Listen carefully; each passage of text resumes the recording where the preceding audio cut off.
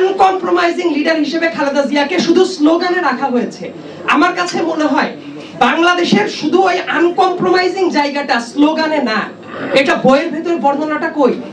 এই জেনারেশনের পরবর্তী জেনারেশন যারা আসবে তারা তো বই পড়বে, লিটারেচার দেখবে। আমার কাছে মনে হয় সেই জায়গাতে ন্যারেটিভ তৈরিতে বিএনপি পুরোপুরি ব্যর্থ হয়েছে।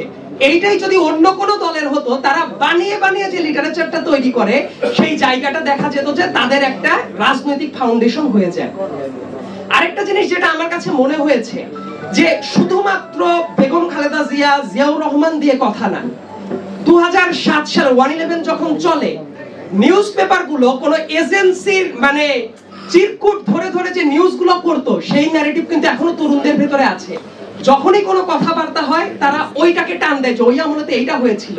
কিন্তু বাংলাদেশের ইংলিশ নিউজ পেপারের একজন প্রসিদ্ধ এডিটর যিনি আছেন, উনি কিন্তু পরবর্তীতে পাবলিক ফোরামে ডিসকাশনের টাইমে উনি কিন্তু ভুল স্বীকার করেছেন এবং উনি বলেছেন ওনার এডিটোরিয়াল লাইফে সবচেয়ে বড় দুর্ভাগ্যজনক অধ্যায় ছিল সেটা।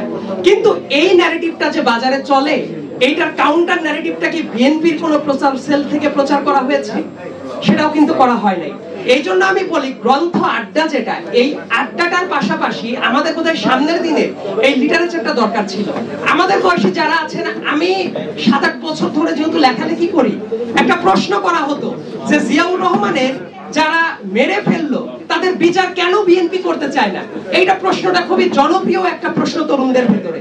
তো আমি যখন রিসার্চ করতে শুরু করলাম, আমার রিসার্চের ভেতরে আমি একটা জিনিস দেখলাম, জিয়াউর রহমানকে যারা হত্যা করেছিল, ঠিক ওই কোটার কয়েকদিনের ভেতরেই যারা যারা হত্যা করেছিল অলমোস্ট সবাই কিন্তু মারা পড়ে কাউন্টার, এবং তাদের বিচারও কিন্তু হয়। কিন্তু এইটা ন্যারেটিভটা প্রচার না করার জন্য তারা এই জাতীয় নোংরা প্রোপাগান্ডাটা তারা ছড়াতে পারে। এটা কেন হচ্ছে? কারণ সফট ন্যারেটিভের দিকে মনোযোগটা কখনোই দেওয়া হয় নাই। সো আমার যেটা এক্সপেকটেশন থাকবে, এইগুলো শুধু দলীয় ইতিহাস না, এটা বাংলাদেশের ইতিহাস, এবং এই জন্য আমাদের সফট ন্যারেটিভটা অত্যন্ত গুরুত্বপূর্ণ।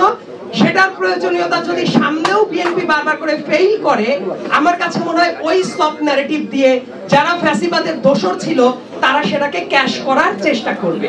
এবং সামনের দিনে বাংলাদেশের রাজনৈতিক ইতিহাসটা যাতে এমন হয়, বই, নাটক, সিনেমা প্রত্যেকটা জায়গাতেই সেই ইতিহাসটা লিপিবদ্ধ করা যায়।